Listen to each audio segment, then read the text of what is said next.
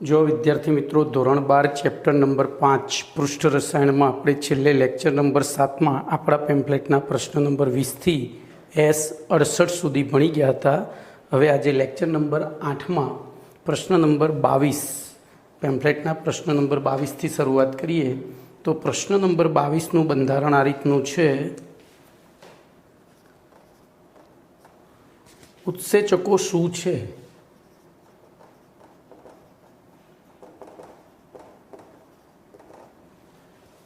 उत्सेचकीय उद्दीपन क्रियाविधि उत्सेचक उद्दीपन नी क्रियाविधि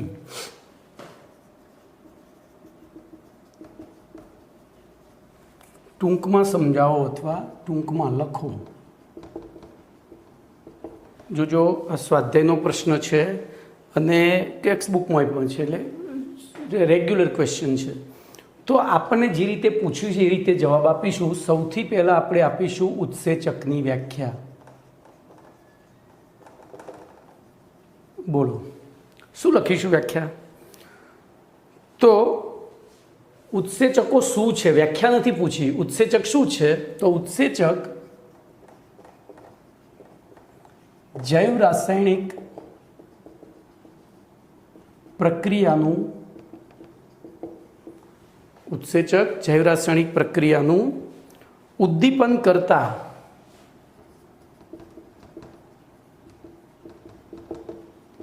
प्रोटीनना अणुओ छे। जो हवे टेक्स्ट बुक में आज वाक्य आज अर्थ आज निकळशे पण वाक्य जुदी रीते लख्युं छे। शुं लख्युं छे कि उत्सेचको प्रोटीनना बनेला जैव रासायणिक उद्दीपको छे। वस्तु एना ज थई बरोबर। उत्सेचक जैव रासायणिक प्रक्रियानुं उद्दीपन करता प्रोटीन अणुओ छे अथवा तो उत्सेचको प्रोटीनना बनेला जैव रासायणिक उद्दीपको छे। चलो एनी कार्यपद्धतिनी वात करीए। क्रियाविधि तो ध्यान राखजो उत्सेचको कलील कणों जेवा छे एकदम एमना कद। तो उत्सेचक कलील अवस्था धरावता होय छे। उत्सेचको कलील अवस्था धरावता होय छे अने तेमनी सपाटी उपर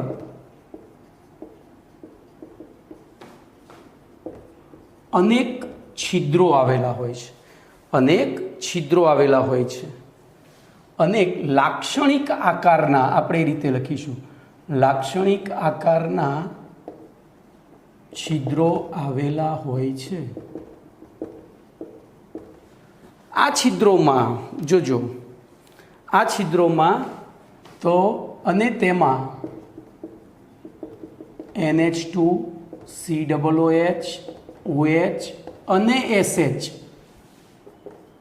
जेवा कार्बनिक क्रियाशील समूहो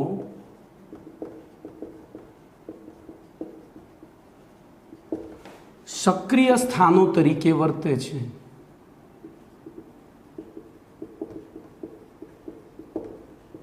सक्रिय स्थानों तरीके वर्ते छे। फरीथी क्रियाविधि में आपणे पहलो प्राइमरी ए उत्सेचकीय उद्दीपन केम करे छे एनी माटे एनुं प्राइमरी बंधारण समजाववुं पड़े। तो उत्सेचक कलील अवस्था धरावता होय छे ते तेमनी सपाटी उपर अनेक लाक्षणिक आकारना छिद्रो आवेला होय छे अने तेमां एमाइन कार्बोक्सिलिक एसिड आल्कोहोल अने थायो आल्कोहोल एसएच छे हो भाई थायो आल्कोहोल जेवा कार्बनिक क्रियाशील समूह आवेला होय छे जे सक्रिय स्थानों तरीके अथवा तो सक्रिय केन्द्रों तरीके वर्ते छे। हवे शुं थशे तो बीजो मुद्दो जोजो अहींया उत्सेचक तो प्रक्रियार्थी बरोबर।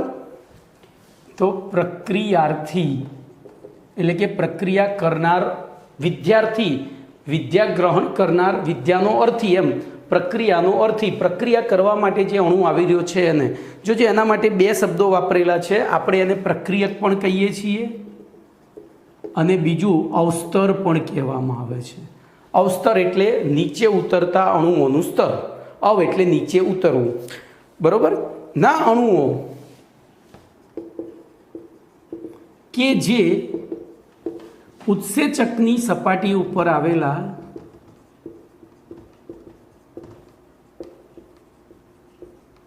ઉત્સેચકની સપાટી ઉપર આવેલા છિદ્રોના આકારનો પૂરક આકાર ધરાવતા હોય છે. પૂરક આકાર ધરાવતા હોય છે.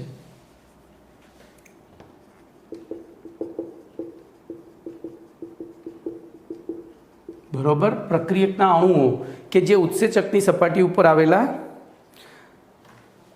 છિદ્રોના આકારનો પૂરક એટલે કે એ છિદ્રોનો જે આકાર છે એમાં બંધ બેસતો આકાર ધરાવતા હોય છે. બરોબર. બંધ બેસતો આકાર ધરાવતા હોય છે. આવા પ્રક્રિયકના અણુઓ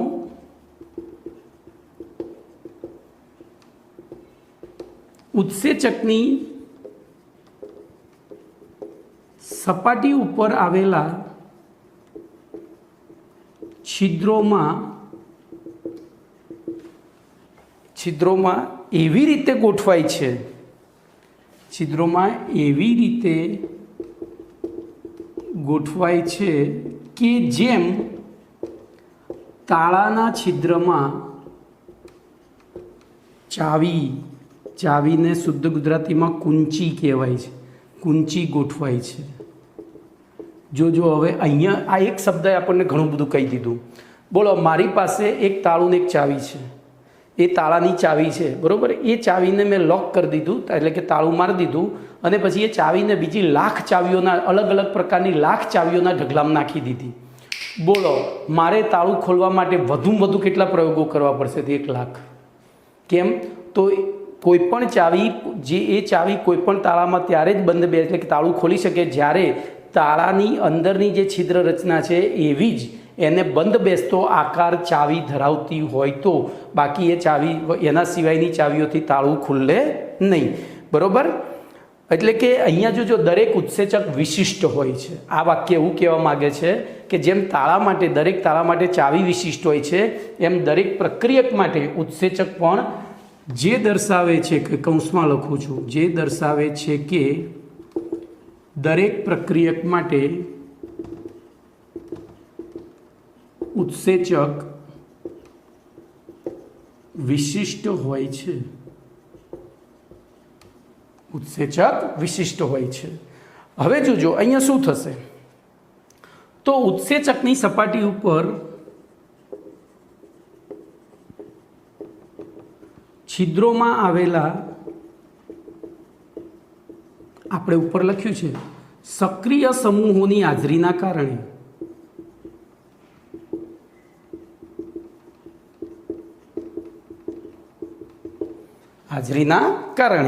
પ્રક્રિયક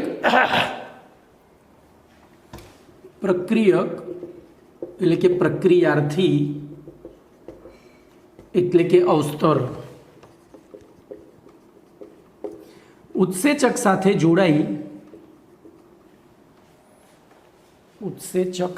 જોડાઈ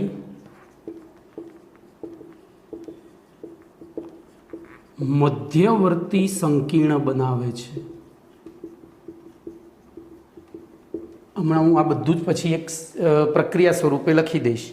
મધ્યવર્તી સંકીર્ણ બનાવે છે, જેનું બીજા તબક્કામાં વિઘટન થઈ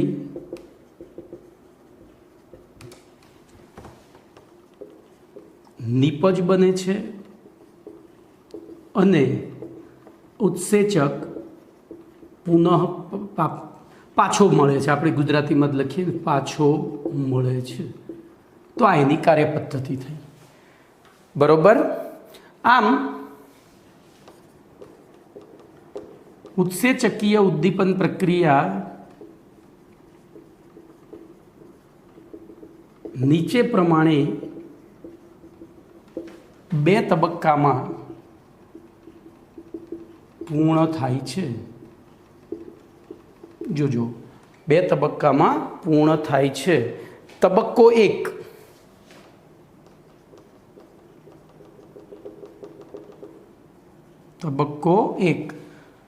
તો પ્રક્રિયાર્થી સાથે ઉત્સેચકનું બંધન અને સક્રિયકૃત સંકીર્ણની રચના. એટલે પ્રક્રિયક સાથે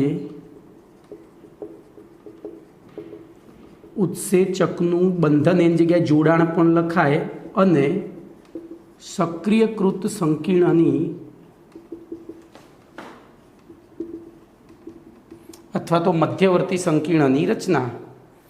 સંકીર્ણની રચના જોજો. હવે અહીંયા પ્રક્રિયા ઉત્સેચકને ઇંગ્લિશમાં એન્ઝાઇમ કહેવાય, તો ઈ ફોર ઉત્સેચક વત્તા પ્રક્રિયકને ઇંગ્લિશમાં એટલે કે જો સબસ્ટ્રેટ કહેવાય છે. પ્રક્રિયાર્થીને ઇંગ્લિશમાં સબસ્ટ્રેટ, તો અહીંયા પ્રક્રિયાર્થી. બરોબર. પહેલા તબક્કામાં એ બંને જોડાયા અને આપણને ES શું મળ્યું? ES સક્રિયકૃત સંકીર્ણ. શું પ્રાપ્ત થયું? સક્રિયકૃત સંકીર્ણ. હવે તબક્કા 2માં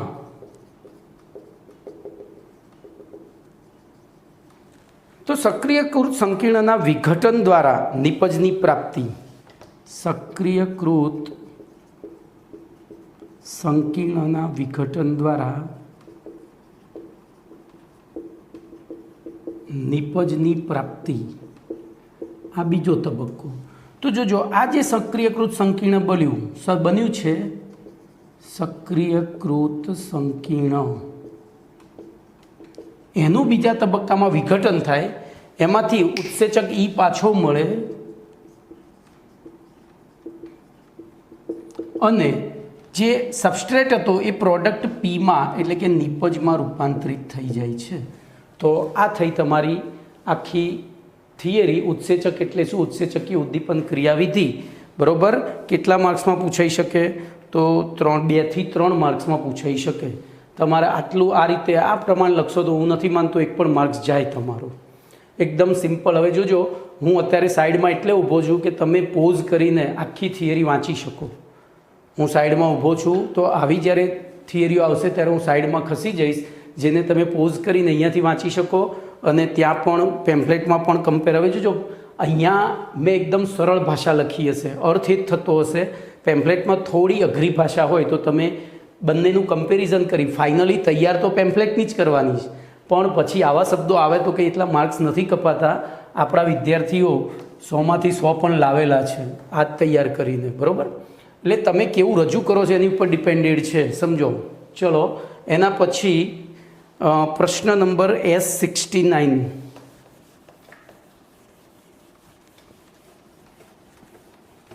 પ્રશ્ન નંબર S69.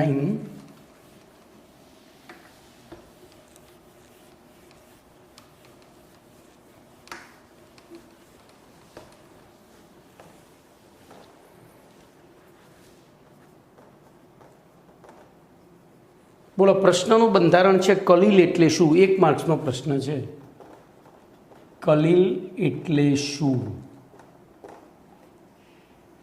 તો ધ્યાન રાખજો, હું એકદમ સરળ ભાષામાં બોલું તો પરિક્ષેપણ માધ્યમ. પરિક્ષેપણ, હવે જો એને હું તમને સમજાવી દઉં. આપણે ભણી ગયા હતા દ્રાવણ.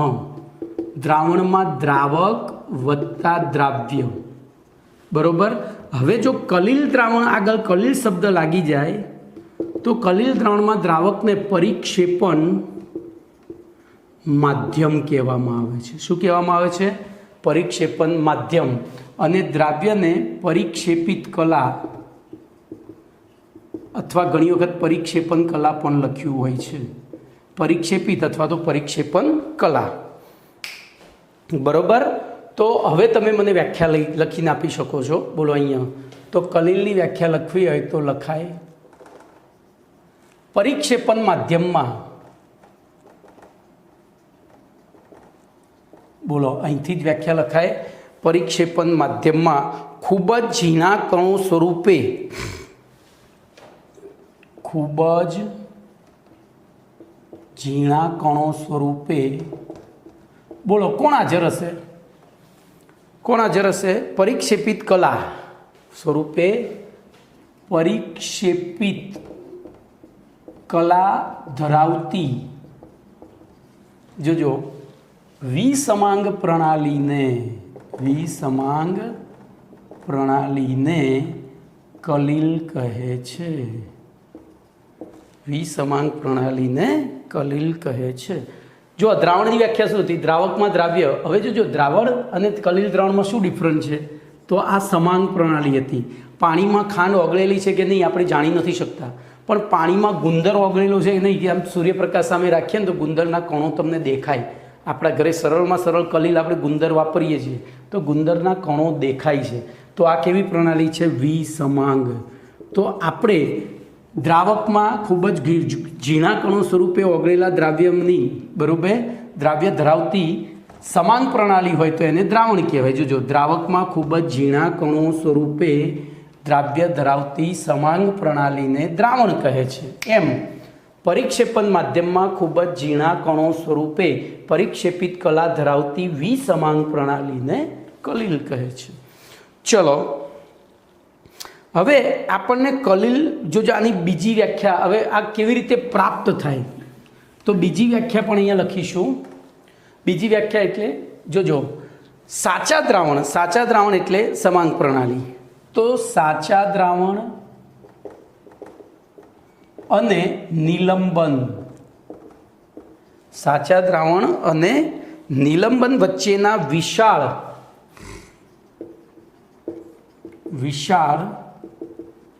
ચરમ. હવે ચરમ એટલે એકદમ એક્સ્ટ્રીમ એવો શબ્દ થાય તો ચરમ પ્રણાલીને, ચરમ કૌંસમાં એક્સ્ટ્રીમ પ્રણાલી, ચરમ પ્રણાલીને કલીલમય પરિક્ષેપણ અથવા કલીલ તરીકે ઓળખવામાં આવે છે. પ્રણાલીને કલીલમય પરિક્ષેપણ અથવા કલીલ બોલો તો કલીલ દ્રાવણ તરીકે અથવા તો કલીલ તરીકે ઓળખવામાં આવે છે.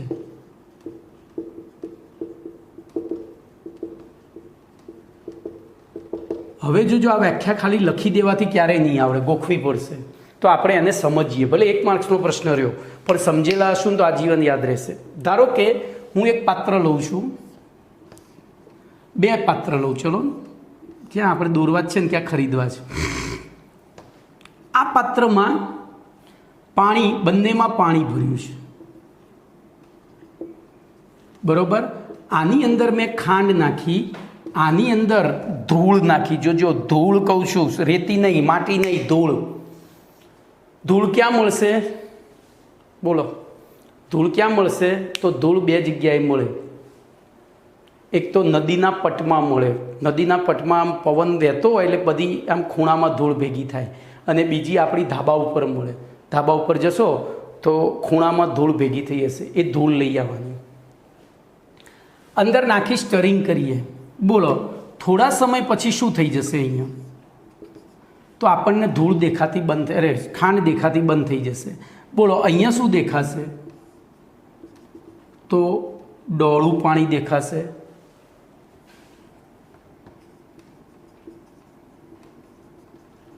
ડોળું પાણી દેખાશે થોડા સમય પછી. આપણે જ્યારે એને સ્ટરિંગ કરીશું પછી 1 કલાક પછી, અહીંયા પણ 1 કલાક પછી,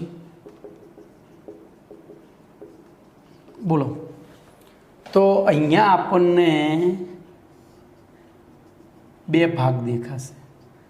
નીચે ધૂળ, ઉપર પાણી. બોલો, આમાં ભાગ દેખાશે? તો કલાક પછી 1 જ ભાગ, કારણ કે આ સમાંગ પ્રણાલી છે એટલે તમને આકૃતિ દ્વારા સમજાવ્યું મેં. તો જોજો, આ સાચું દ્રાવણ થયું બરાબર. આ સોરી, અહીંયા નહીં, આ સાચું દ્રાવણ થયું. એવી રીતે આને પણ સાચું દ્રાવણ કહી શકાય. બોલો કેમ? તો આમાં પણ એક સમાંગ પ્રણાલી છે. આપણને અડધું પાણી ડોળું ને અડધું ક્લિયર એવું નથી દેખાતું, આખું ડોળું જ દેખાય છે. તો આ સાચું દ્રાવણ, આ સાચું દ્રાવણ. કલાક પછી તો આ સાચું દ્રાવણ જ રહ્યું, કારણ કે એમાં દ્રાવ્ય અને દ્રાવકના કણો વચ્ચે આકર્ષણ હતું. આમાં આપણે સ્ટરિંગ કર્યું હતું એટલે આકર્ષણ પેદા થયું હતું. મૂકી રાખ્યું, ધૂળ નીચે બેસી ગઈ. ધૂળ નીચે બેસવાની આ ઘટનાને નિલંબન કહેવાય. શું કહેવાય? આ સાચા દ્રાવણને આલંબન, આલંબન એટલે આકર્ષિત થવું, નિલંબન એટલે નિલંબિત થવું. નહીં, હિન્દી પિક્ચરોમાં અથવા તો સંસ્કૃત વર્ડ જૂના હિન્દી પિક્ચરોમાં વપરાતો હતો. ઉनको નોકરી में से નિલંબિત कर दिया है. નિલંબિત કરી દીધું એટલે કાઢી મૂક્યા છે, નોકરી પ્રત્યેનું આકર્ષણ પૂરું કરી દીધું, તો આ નિલંબિત થઈ ગયું. તો હવે બોલો, હવે વ્યાખ્યા ખબર પડી. પરિક્ષેપણ માધ્યમમાં ખૂબ જ ઝીણા કણો સ્વરૂપે પરિક્ષેપિત કલા ધરાવતી વિસમાંગ જોજો આને સાચું દ્રાવણ કહી શકાય, તેમ છતાં આપણને એની અંદર ધૂળના કણો દેખાય છે. ધૂળના કણો દેખાય છે નીચે બેઠા ને, એનો મતલબ એ વિસમાંગ પ્રણાલી, એને કલીલ કહેવાય. પછી બીજી રીતે જોઈએ તો સાચા દ્રાવણ અને નિલંબન વચ્ચેના, તો આ સાચું દ્રાવણ અને નિલંબન એની વચ્ચેનો જે આ કલાક સુધી આપણને જે વસ્તુ મળી, બરોબર, એ વચ્ચેના વિશાળ ચરમ પ્રણાલી સમૂહને અથવા તો કલીલમય પરિક્ષેપણ અથવા તો એટલે કે ટૂંકમાં ડોળા પાણીને શું કહેવાય?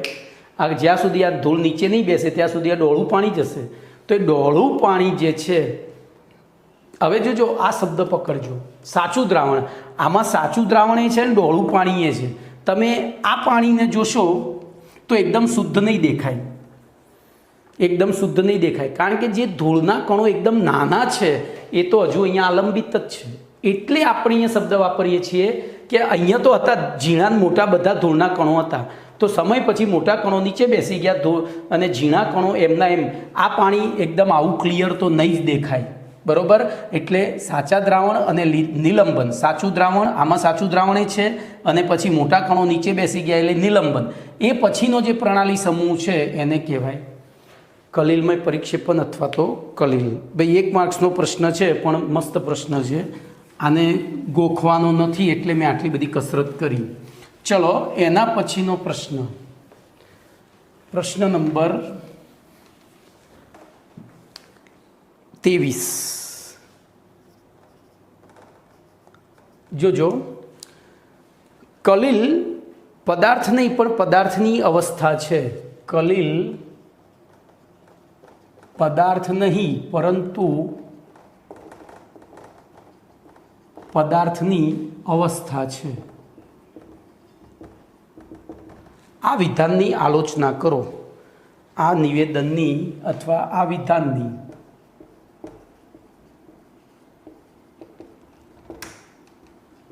જોજો હવે આ પ્રશ્ન છે, એનો જવાબ તમે ગમે તે લખી શકો, પણ શરત એ છે કે તમારો જવાબ સાચો હોવો જોઈએ. ખબર પડી? કારણ કે આલોચના કરવાની છે. આલોચનામાં તમે એમ પણ કહી શકો કલીલ પદાર્થ જ છે, પણ બધા જો એ પ્રાયોગિક રીતે પુરવાર થયેલું હોય એવું કહી શકાય. આલોચના બે તરફી હોય, સાચી હોય ને ખોટી હોય, પણ આપણે માર્ક્સ મેળવવાના છે એટલે આપણે નેગેટિવ નથી વિચારવાનું, આપણે પોઝિટિવ જ વિચારવાનું છે. તો જોઈએ તો ઉપર આપેલું વિધાન યોગ્ય અથવા સાચું છે. તમે પરીક્ષામાં લખો ત્યારે વિધાન અહીંયા લખી દેવાનું. આપણે લખી જ દઈએ, ચલો ને, 1/2 મિનિટ થશે એ જ ને. તો કલીલ પદાર્થ નહીં પરંતુ પદાર્થની અવસ્થા છે. આ વિધાન સાચું છે. ચલો, એ સાચું છે. હવે તમારે પુરવાર કરવાનું, એવા પ્રાયોગિક પુરાવા આપવાના જેથી કરીને તમે સાચું છે એવું પુરવાર કરી શકીએ. કારણ બોલો, તો કારણ કે શું લખીશું? બોલો, કારણમાં તમે વિચારો તો કારણ કે કોઈ એક પદાર્થ ચોક્કસ પરિસ્થિતિમાં કલીલ તરીકે અસ્તિત્વ ધરાવતો હોય તે જ પદાર્થ અન્ય પરિસ્થિતિ હેઠળ સ્ફટિક ભાસી એટલે કે દ્રાવ્ય તરીકે વર્તી શકે છે. સાચું છે કારણ કે કોઈ એક પદાર્થ કોઈ એક ચોક્કસ પરિસ્થિતિમાં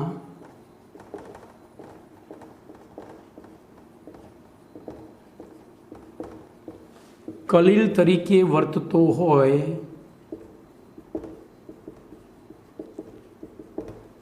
તે પદાર્થ અન્ય ચોક્કસ પરિસ્થિતિમાં સ્ફટિકાભાસી એટલે કે આભાસી સ્ફટિક એટલે કે દ્રાવ્ય તરીકે પણ વર્તતો હોય છે. પણ વર્તે છે. ચલો, આ તમે કારણ આપ્યું, હવે કારણને પુરવાર કરો. દાખલા તરીકે NaCl સોડિયમ ક્લોરાઇડ. NaClનું પાણીમાં જ બનાવેલું દ્રાવણ, NaClના જલીય દ્રાવણમાં, અહીંયા દ્રાવણ શબ્દ વાપરવો એના કરતાં પાણી સાથેના મિશ્રણમાં એવું લખીએ. NaCl પાણી સાથેના મિશ્રણમાં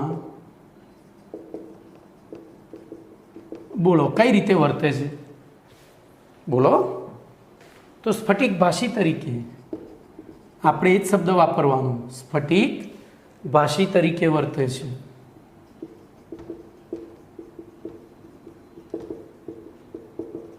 જ્યારે NaCl બેન્ઝીન સાથેના મિશ્રણમાં કલીલ તરીકે વર્તે છે. NaCl તેના બેન્ઝીન સાથેના મિશ્રણમાં, અથવા આ રીતે લખીએ NaCl અને પાણીના મિશ્રણમાં NaCl, આપણે એવી ભાષા લખીએ ને કે પેલો ખુશ થઈ જાય.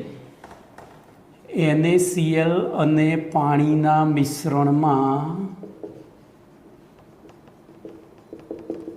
NaCl સ્ફટિકભાષી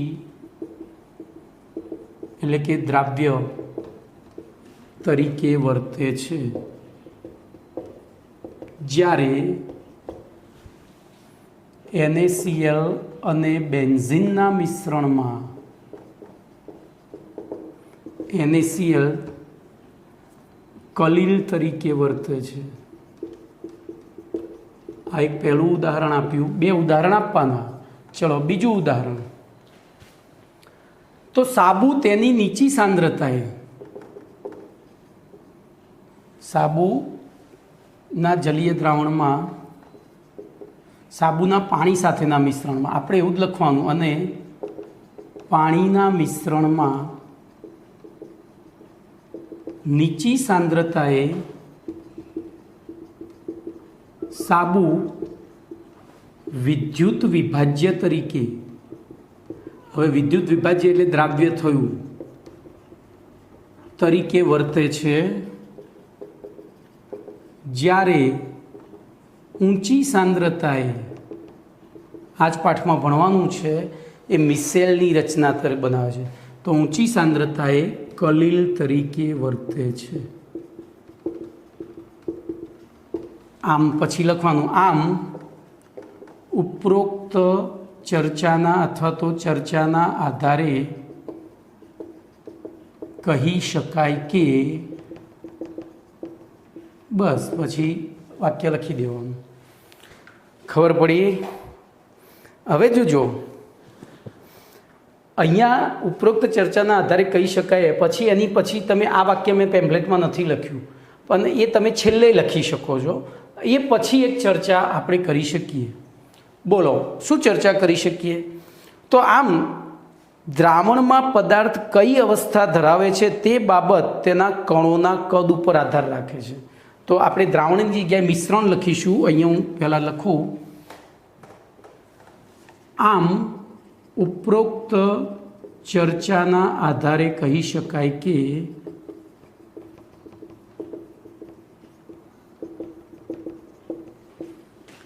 મિશ્રણમાં પદાર્થ કઈ અવસ્થા ધારણ કરે છે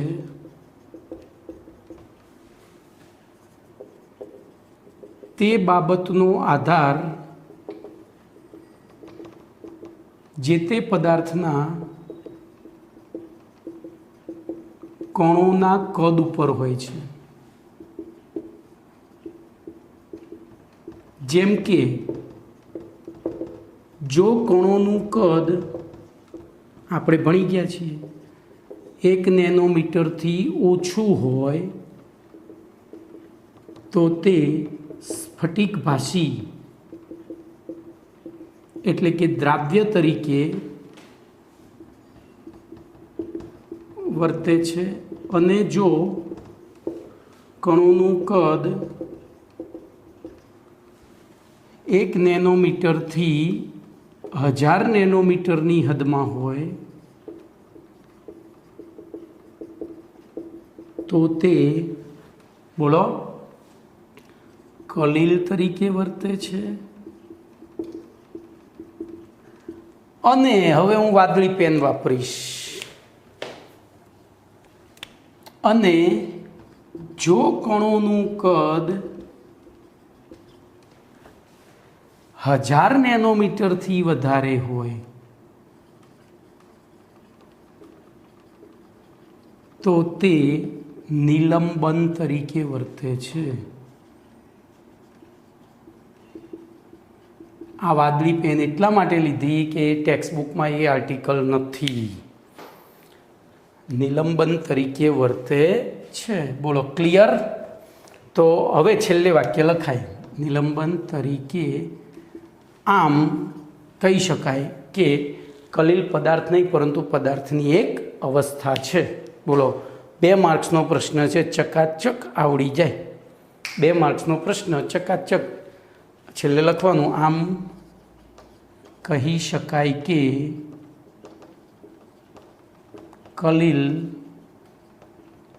એ પદાર્થ નહીં પરંતુ પદાર્થની અવસ્થા છે. બોલો કમ્પ્લીટ? તો આ થયો તમારો 2 માર્ક્સનો પ્રશ્ન. ચલો એના પછી 24મો પ્રશ્ન છે. તો 24મો પ્રશ્ન જોઈએ.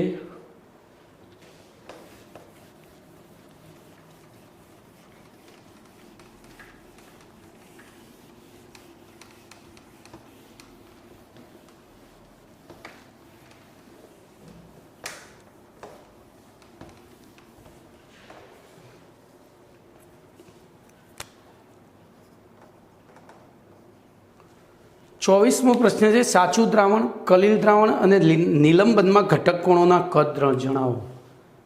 સાચા દ્રાવણ, કલીલ દ્રાવણ અને નિલંબન, જેને સસ્પેન્શન કહેવાય. શું કહેવાય? સસ્પેન્શન. એટલે લેબ આપણે નહીં કહેતા સસ્પેન્ડ કર્યો, નિલંબિત કર્યો. તો સાચા દ્રાવણ, કલીલ દ્રાવણ અને જો ઘણી દવાઓની બોટલ ઉપર લખેલું હશે સસ્પેન્શન, દવાની લિક્વિડ બોટલ હોય ને એમાં સસ્પેન્શન લખ્યું, એનો અર્થ એવો થાય કે એમાં દવાના કણોનું કદ 1 નેનોમીટર કરતાં વધારે, 1000 નેનોમીટર કરતાં. તો નિલંબનમાં દ્રાવ્ય કણોનું કદ જણાવો. આ પણ 1 માર્ક્સનો કે 2 માર્ક્સનો પ્રશ્ન પૂછાય, 2 માર્ક્સમાં પૂછાય. તો આપણે કોષ્ટક પ્રમાણે જવાબ આપીશું. સૌથી પહેલું લઈએ સાચું દ્રાવણ, પછી લઈએ કલીલ દ્રાવણ અને પછી લઈએ નિલંબન. બોલો મેં હાલ કહી દીધું છે સાચા દ્રાવણમાં કદ 1 નેનોમીટર કરતાં ઓછું, 1 નેનોમીટર કરતાં ઓછું. અહીંયા 1 થી 1000 નેનોમીટરની હદમાં અને અહીંયા 1000 નેનોમીટર કરતાં વધારે. અહીંયા 1000 નેનોમીટર કરતાં વધારે. ચલો એવી રીતે બોલો અહીંયા તો નેનોમીટરમાંથી આપણે એને મીટરમાં ફેરવીએ તો <10⁻⁻19 મીટર. બોલો અહીંયા 10⁻⁻9 બોલો કેટલા થાય? 10⁻6 થાય. 10⁻6 મીટરની વચ્ચે. અને અહીંયા લખાય ગ્રેટર દેન, બોલો 1000 એટલે 10 કેટલા થશે નેનોમીટર? તો -6 મીટર થાય, એટલે કે માઇક્રોમીટરથી વધારે. ચલો એંગસ્ટ્રોમમાં ફેરવીએ તો આ 10 એંગસ્ટ્રોમ થાય. કેટલું થાય? 10 એંગસ્ટ્રોમ. પેલું 10 થી 10,000 એંગસ્ટ્રોમ થાય. 10 થી 10,000 એંગસ્ટ્રોમ થાય અને પેલું 10,000 એંગસ્ટ્રોમથી વધારે થાય. આ MCQ માટે કામનું કોષ્ટક છે. બોલો કમ્પ્લીટ?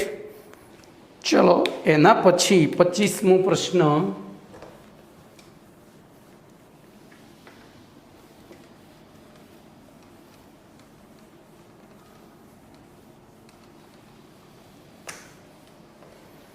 તો 25મો પ્રશ્ન છે કલીલનું વર્ગીકરણ કયા અભિલક્ષણોના આધારે કરવામાં આવે છે? કલીલોનું વર્ગીકરણ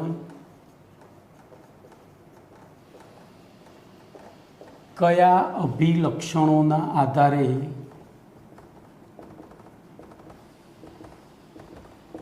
કરવામાં આવે છે? તો આપણે અહીંયા બહુ ચર્ચા નથી કરવાની, સીધે સીધું જવાબ જ લખવાનો છે. બોલો, તો કલીલોનું વર્ગીકરણ 3 રીતે, કયા અભિલક્ષણો એટલે કે કઈ રીતે કરવામાં આવે છે? તો 3 રીતે કરવામાં આવે છે.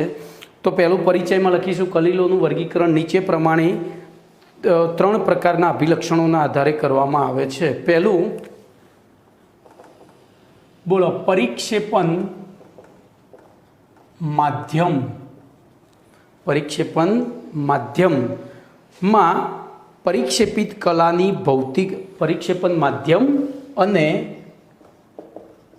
પરિક્ષેપિત કલાની ભૌતિક અવસ્થાના આધારે, ભૌતિક અવસ્થાના આધારે, બરોબર. ચલો, બીજું એટલે કે બંનેની આપણે જે દ્રાવણોમાં વર્ગીકરણ કર્યું હતું ને એ જ આવે, દ્રાવ્ય અને દ્રાવકની ભૌતિક અવસ્થાના આધારે. પછી બોલો, બીજું વર્ગીકરણ શેના આધારે કર્યું હતું દ્રાવણમાં? તો અહીંયા પરિક્ષેપિત કલા અને પરિક્ષેપણ માધ્યમ વચ્ચેની પારસ્પરિક ક્રિયાના આધારે, એટલે કે ક્રિયાના સ્વભાવના આધારે. તો પરિક્ષેપણ માધ્યમ અને પરિક્ષેપિત કલાના કણો વચ્ચેની પારસ્પરિક ક્રિયાના સ્વભાવના આધારે. ચલો, ત્રીજું, બોલો, ત્રીજું વર્ગીકરણ શેના આધારે કર્યું હતું? તો પરિક્ષેપણ માધ્યમમાં પરિક્ષેપિત કલાના કણોના પ્રકારના આધારે. પરિક્ષેપણ માધ્યમમાં પરિક્ષેપિત કલાના કણોના પ્રકારના આધારે. આમ 3 રીતે વર્ગીકરણ કરવામાં આવે છે. આમ 3 રીતે વર્ગીકરણ કરવામાં આવે છે. હવે આપણે આગળ વધીએ તો આગળનો પ્રશ્ન આપણો 26મો પ્રશ્ન શું હોઈ શકે? તો 26મો પ્રશ્ન આ જ હશે, બરોબર. 26મો પ્રશ્ન શું હશે? તો આપણે પ્રશ્ન લખીએ એટલે આગળ વધી જઈએ, પછી એકદમ ઇઝીલી ચર્ચા થાય. તો જોઈએ પ્રશ્ન નંબર 26. પરિક્ષેપણ માધ્યમ અને પરિક્ષેપિત કલા, પરિક્ષેપણ માધ્યમ અને પરિક્ષેપિત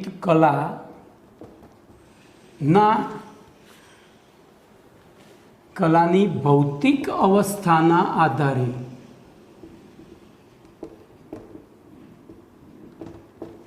કલીલોનું વર્ગીકરણ, કલીલ દ્રાવણોનું વર્ગીકરણ ઉદાહરણ આપી સમજાવો. અહીંયા જણાવો આવશે, સમજાવાય નહીં, આને સીધું કોષ્ટકની રીતે જણાવી જ દેવાનું છે. તો જોઈએ, આપણે અહીંયા કોષ્ટક બનાવવું પડશે, જે આપણે બીજા પાઠમાં દ્રાવણોમાં બનાવ્યું હતું. તો પહેલું લઈશું, હું ટેક્સ્ટબુક પ્રમાણે જ જઈશ. પરિક્ષેપિત કલા પહેલું લઈશ, પરિક્ષેપિત કલા.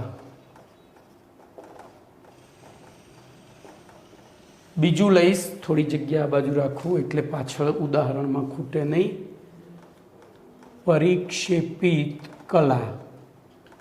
બીજું લઈશ પરિક્ષેપણ માધ્યમ, બરોબર, પરિક્ષેપણ માધ્યમ. પછી કલીલનો પ્રકાર અને છેલ્લે ઉદાહરણ. તો ચલો, આપણે પરિક્ષેપણ માધ્યમ તરીકે સૌથી પહેલો, અરે કલા તરીકે સૌથી પહેલો ઘન લઈએ અને બાજુમાં પણ ઘન લઈએ. તો આવા કલીલને ઘનસોલ કહેવાય. શું કહેવાય? ઘનસોલ. ઘનશ્યામ નહીં, મહેસાણા પછી અહીંયા ઉત્તર સંડા એટલે કે ચરોતરના લોકો બોલતા હોય ને ઘનશ્યામ મહારાજ, તો ઘનશ્યામ ઘનશ્યામ એવું લાગે, બરોબર. હું પોતે મહેસાણાનો છું, મને ખબર છે, પણ હું શું છે કે બહુ વહેલો અમદાવાદમાં આવી ગયો એટલે મારી ભાષા શુદ્ધ છે, બાકી હું અહીંયા ઘનશ્યામ જ બોલતો હોત. ઘનછોલ તો આને કહેવાય ઘનશ્યામ. અને હિન્દી પિક્ચરોમાં આવે પાછું ઘનશ્યામ ઘનશ્યામ, ગોળી મારે ને તો એવો અવાજ આવતો જૂના પિક્ચરોમાં. તો ઘનસોલ. હવે આ ઘનસોલનું ઉદાહરણ શું? તો ઘનસોલના ઉદાહરણમાં રંગીન કાચ. ધ્યાન રાખજો, રંગીન કાચ. બોલો, કાચ રંગીન કેમ દેખાય? તો એની અંદર કાચ એ મિશ્રણ છે. કાચનું, રંગીન કાચ એ મિશ્રણ છે. શેનું? રંગ અને કાચનું. તો આપણને રંગીન કેમ દેખાય છે? કે એની અંદરના દ્રાવ્ય કણો આપણે જોઈ શકીએ છીએ. અને દ્રાવ્ય કણો જોઈ ક્યારે શકીએ? જ્યારે એનું કદ 1 નેનોમીટરથી વધારે હોય ત્યારે. કોઈ પણ વસ્તુ આપણી વિઝિબલ કેપેસિટી મેં કહ્યું હતું 1 નેનોમીટરથી વધારે હોય તો જ જોઈ શકીએ. એનો મતલબ કે રંગીન કાચની અંદર આપણને રંગના કણો દેખાય છે. તો રંગીન કાચમાં રંગ પણ ઘન છે, કારણ કે ઘન અવસ્થા થઈ, અને કાચ એટલે કે પરિક્ષેપણ માધ્યમ કાચ છે. તો એ પછી બીજું જેમસ્ટોન. જેમસ્ટોન એટલે આપણે જે વીંટીઓમાં નંગ પહેરીએ છીએ, આર્યુ નંગ, આને જેમસ્ટોન કહેવાય. તો એ પણ રંગીન જ હોય છે. તો એ એકચ્યુઅલી એલ્યુમિનિયમનું અશુદ્ધ સ્વરૂપ છે. તમે ભણીને આવ્યા છો. જો એમાં ક્રોમિયમની અશુદ્ધિ હોય તો લીલા રંગનું ને એવી રીતના જુદા જુદા રંગ આવે આના, બરાબર? તો જોઈએ તો પહેલું પરિક્ષેપણ માધ્યમ ઘન અને પરિક્ષેપિત કલા પણ ઘન હોય તો એને ઘનસોલ અને એને કહેવાય. એના ઉદાહરણો રંગીન કાચ અને જેમસ્ટોન. ચલો, એના પછી પરિક્ષેપિત કલા તરીકે ઘન જ હોય અને પરિક્ષેપણ માધ્યમ તરીકે પ્રવાહી હોય, બરોબર? તો એને કહેવાય સોલ, ખાલી સોલ. પરિક્ષેપણ કલા તરીકે ઘન. અને તો જો અહીંયા આને એક્ઝેક્ટલી યાદ રાખવા માટે તમારે કલાની જગ્યાએ અહીંયા શું લખવું પડે? દ્રાવ્ય. અહીંયા લખવું પડે દ્રાવક, તો યાદ રહેશે. દ્રાવક તરીકે પ્રવાહી અને દ્રાવક તરીકે ઘન હોય તો આપણે એને પ્રવાહી દ્રાવણ કહેતા હતા. ટૂંકમાં પ્રવાહી દ્રાવણનું બીજું નામ અહીંયા શું છે? સોલ. તો પ્રવાહીમાં ઘન તો સોલ. સોલના ઉદાહરણમાં રંગ અને કોષ દ્રવ્ય.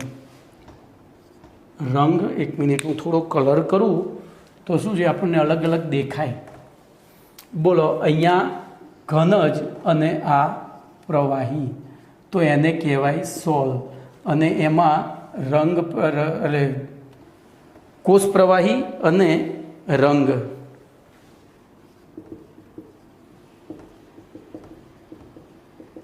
કોષ દ્રવ્ય અથવા કોષ પ્રવાહી. ધ્યાન રાખજો, આપણે બજારમાંથી જે રંગ લાવીએ છીએ, પ્લાસ્ટિક પેઇન્ટ કે કોઈ પણ પેઇન્ટ, બોલો, એ હોય છે લિક્વિડ ફોર્મમાં. એમાં વધુ પડતું લિક્વિડ છે અને પછી સુકાઈ ગયા પછી ઘન થાય છે. એનો મતલબ અંદર દ્રાવ્ય કણો તરીકે ઘન હતું. તો પ્રવાહીમાં ઘન, પણ એ દ્રાવ્ય કણો આપણને દેખાય છે. એ રીતના કોષ દ્રવ્ય, તમે કોષની પેલી બનાવો સ્લાઇડ, તો એની અંદર કોષ દ્રવ્યમાં કણો આઘા પાછા થતા દેખાય છે. એનો મતલબ કોષ દ્રવ્ય પણ શું છે? ચલો, એના પછી ઘન વાયુ.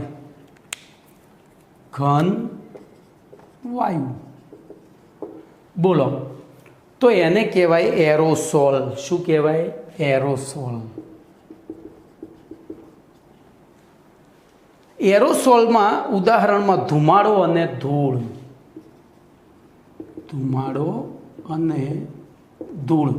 તમે ગામડે ગયા હોય, આપણે ગામડાના મકાનો જોજો. અહીંયા આપણી પાસે કરોડ 2 કરોડના મકાન છે, આલિશાન બંગલા છે. પણ આલિશાન બંગલાવાળાનું ગામડાનું ઘર તો હજુ જૂનું જ છે, કારણ કે વર્ષમાં 1-2 દિવસ જ આપણે જતા હોઈએ છીએ. એટલે ત્યાં બહુ પપ્પા ઇન્વેસ્ટમેન્ટ કરે નહીં. અને એમાંય બપોરના ટાઈમે ઉપર નળિયા કે પતરામાંથી જો લીસો એટલે એમ છિદ્રમાંથી તડકો અંદર પ્રવેશે તો આખું ઘર પ્રજ્વલિત થઈ જાય. આ ઘટનાને ટિંડલ અસર કહે છે, અથવા તો ટિંડોલ અસર. અને એમાં તમને ધૂળના રજકણો દેખાય છે ચમકતા. તો એ ધૂળ અને ધુમાડો એ બધું શેના ઉદાહરણો છે? તો ધુમાડો એ કાર્બનના કણોનું વાયુમાં એરોસોલ છે. ચલો, એના પછી 3 પ્રવાહી લઈ લઈએ. અહીંયા પ્રવાહી અને વચ્ચે પ્રવાહી. કલર કરીએ ને થોડો. એવી રીતે અહીંયા પેલું ઘન પ્રવાહી વાયુ હતું ને, તો હું આ પ્રવાહી લખી દઉં અને ઉપર નીચે ઘન વાયુ લખું. ચલો, હેડો, બોલો શું થશે? તો ઘનમાં પ્રવાહી હોય તો એને કહેવાય જેલ. શું કહેવાશે? જેલ. બોલો, ઘરની અંદર પ્રવાહી એ બહાર નીકળી શકે ખરું? ના, તો એ જેલ થઈ ગઈ એને. તો એને જેલ. તમે હેર જેલ નાખો છો ને, જેલ નાખો છો ને, માથાની જેલ આવે, પછી ટૂથપેસ્ટમાં જેલ આવે, બધી જેલ. તો એમાં ચીઝ, બટર અને જેલી, એના ઉદાહરણોમાં ચીઝ, બટર અને જેલી. જોજો, દૂધનો પાવડર બનાવી શકાય પણ ચીઝ, બટર અને જેલીનો પાવડર ના બને. કેમ? તો એની અંદર પ્રવાહી ઓછી માત્રામાં, ઘન વધારે માત્રામાં છે, અને એ પ્રવાહીને જેલ થઈ ગઈ છે. હું ભાઈ જેલ એટલે અહીંયા એનું નામ છે, પણ હું એમ કહું છું એ પ્રવાહી કેદી છે, ને કેદીને ઘનની અંદર જેલ થઈ ગઈ છે, એટલે એ પ્રવાહી ક્યારે ઉડી ના શકે. એટલે બટર તમે વર્ષો સુધી મૂકી રાખો ને, સડી જાય ખરું, બાકી સુકાય નહીં. બટરનો પાવડર ના બને, ચીઝનો પાવડર ના બને, દૂધનો પાવડર બને. દૂધ એ હમણાં આવશે, દૂધ આવશે અહીંયા, બરાબર. ચલો, એના પછી તો આગળ છે પ્રવાહી. બે પ્રવાહી હોય ત્યારે એને પાયસ અથવા ઇમલ્શન કહેવાય છે. પાયસ અથવા ઇમલ્શન. બોલો, તો પાયસ અથવા ઇમલ્શનમાં દૂધ, પછી હેર ક્રીમ અને માખણ. દૂધ, જોજો હા, દૂધ, હેર ક્રીમ અને માખણ. હવે બોલો, બટર અને માખણમાં શું ડિફરન્ટ? તો આપણી ચોપડીવાળા આપણને આ રીતે મૂર્ખા બનાવે છે. એક વખત ઇંગ્લિશમાં લખે ને એક વખત ગુજરાતીમાં લખે. હવે બોલો, આ બેમાંથી સાચું કયું? તો બટર છે ને જેલમાં આવે, ઇમલ્શનમાં ના આવે. પણ તેમ છતાં ચોપલીમાં આપ્યું છે, હું ચોપલી શબ્દ વાપરું છું, ચોપલીમાં આપ્યું છે એટલે આપણે બે લખવાનું. બાકી વાસ્તવમાં બટર જેલમાં આવે, ઇમલ્શનમાં ના આવે. ખબર પડી? ચલો, એના પછી પ્રવાહી વાયુ. તો પ્રવાહી વાયુને ફરીથી જોજો, અહીંયા વાયુ હતો તો આપણે શું કીધું હતું? એરોસોલ. તો અહીંયા વાયુ છે તો એરોસોલ જ કહેવાય. શું કહેવાશે? એરોસોલ જ કહેવાશે.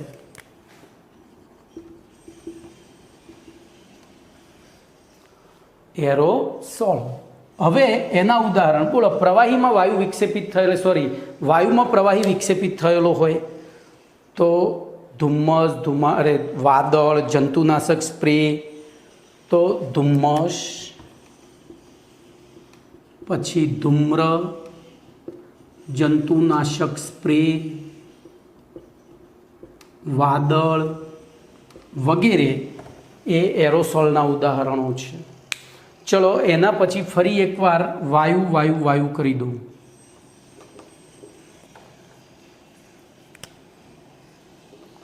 અને ફરી એકવાર અહીંયા ઘન પ્રવાહી વાયુ કરી દઉં. ચલો, ઘનમાં વાયુ વિક્ષેપિત થયેલો હોય તો ફરીથી જોજો, ઘન. ખાલી ઘનમાં પ્રવાહી હોય ને તો જેલ કહેવાય. ઘનમાં ઘન હોય કે ઘનમાં વાયુ હોય તો એને ઘનસોલ જ કહેવાય. શું કહેવાય? ઘનશ્યામ જ કહેવાય. ઘનમાં ઘન હોય કે ઘનમાં વાયુ હોય, ઘનસોલ. તો પ્યુમાઇસ પથ્થર, પ્યુમાઇસ પથ્થર, પછી ફોમ રબર. આપણા ઘરે જે મેટ્રેસીસ હોય છે, ચલો એનું સરળ ઉદાહરણ આપું, ઢોકળા ને ખમણ. તો ઢોકળા ને ખમણ એ ઘનસોલ છે. મમ્મી ઢોકળા કે ખમણ બનાવે એટલે શું કરે છે? ઇડલી કે બધામાં તો ચોખાનો લોટ અથવા તો ચણાનો લોટ, એમાં ફર્મેન્ટેટિવ આઇટમ મૂકીને પછી બાફે એટલે કાર્બન ડાયોક્સાઇડ પેદા થાય. ને કાર્બન ડાયોક્સાઇડ પેલું પાણી ઉડતું જાય એટલે ચણાનો લોટ તો ઘન હતો, એના કણો જોડાતા ગયા, વચ્ચે કાર્બન ડાયોક્સાઇડ નિક્ષેપિત થતો ગયો. બરોબર? એટલે ઘનમાં વાયુ, ઘનસોલ. પ્યુમાઇસ પથ્થર જેને આપણે ગુજરાતીમાં મૈડીઓ કહીએ છીએ. મૈડ. નદીની અંદર, તમે નદીની રેતીની અંદર જાતના કાર્ટૂન આકારના છિદ્રાળુ પથ્થર મળે છે, એ પ્યુમાઇસ પથ્થર કહેવાય. અને એ પથ્થર, એ છિદ્રો કેમ પડ્યા? તો એની અંદર જ્યારે પથ્થરનું નિર્માણ થઈ રહ્યું હતું ત્યારે હવાનું નિક્ષેપણ થયું.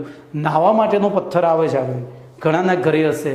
નાહવા માટે સાબુ તો યુઝ કરતા જોઈએ, પણ મેલ ઉખેડવા માટે એકદમ ઢોકળા જેવો દેખાય, છિદ્રાળું. મારી પાસે છે અત્યારે, હાલ જો અહીંયા હોય તો બતાવી દઉં. નથી, અહીંયા નીચે પડ્યો હશે. હું સ્પેશિયલ તમને બતાવવા માટે લાવ્યો તો પ્યુમાઇસ પથ્થર, હમણાં બતાવીશ કાલના લેક્ચરમાં.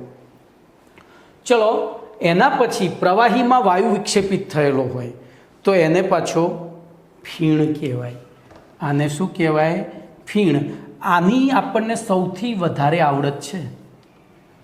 નાના હતા પપ્પા મમ્મી બહાર ફરવા લઈ જાય ને એમાં ભૂલથી કોઈ કોલ્ડ ડ્રિંક્સ પીવડાવે ને એમાં જો સ્ટ્રોથી પીવાનું આવે ને તો આપણે બહુ નખરા કર્યા છે. થોડી એક સીપ અંદર લઈને પછી ફ્રુર ઊંઈ કરતો હતો, ફ્રુર તો અંદર પરપોટા થાય. એ પરપોટા એટલે ફીણ. તો તમે શું કર્યું? એમાં પ્રવાહીની અંદર વાયુને નિક્ષેપિત કર્યો, એને કહેવાય ફીણ. તો ફીણના ઉદાહરણમાં ફીણ પોતે જેમ એટલે કે પ્લવન, પછી એ સાબુનું હોય કે કોઈ પણ વસ્તુનું, તો ફીણ, પ્લવન, પછી કશા. કશા એટલે વ્હાઇટ, કશા ક્રીમ, કશા ક્રીમ. વાઇપ્ડ એટલે તો એનું ભાઈ ગુજરાતી મને નથી ખબર, એટલે તમે જાતે જોઈ લેજો. ફીણ, પછી સાબુનું ફીણ અને કશા ક્રીમ. જોજો તમે કોઈ પણ ક્રીમ, હવે જો હું થોડું સમજું તો આપી શકું, ભલે ગુજરાતી મને ના આવડતું હોય, તો કોઈ પણ તમે દવા કોઈ પણ વસ્તુ લઈ લો જે ક્રીમ સ્વરૂપે હોય. દાખલા તરીકે હેર આપણી કોલ્ડ ક્રીમ જ લો, એને હાથમાં લઈ એમાં થોડું પાણી નાખીને આમ કરજો, જો ફીણ વળશે. તો એ કશા ક્રીમ, બરાબર, એ પણ શેનું ઉદાહરણ છે? તો હવે જોજો છેલ્લું વાયુ. તો વાયુમાં કલીલ દ્રાવણ બને નહીં, એ સાચું દ્રાવણ જ બનાવે. તો આમ બોલો, પરિક્ષેપણ માધ્યમ અને પરિક્ષેપિત કલાના ભૌતિક અવસ્થાના આધારે કલીલોનું કેટલા વિભાગમાં વર્ગીકરણ થાય? તો 1, 2, 3, 4, 5, 6, 7, 8. અને સાચા દ્રાવણોનું દ્રાવ્ય અને દ્રાવકની ભૌતિક અવસ્થાના આધારે કેટલા વિભાગમાં વર્ગીકરણ થતું હતું? તો 9.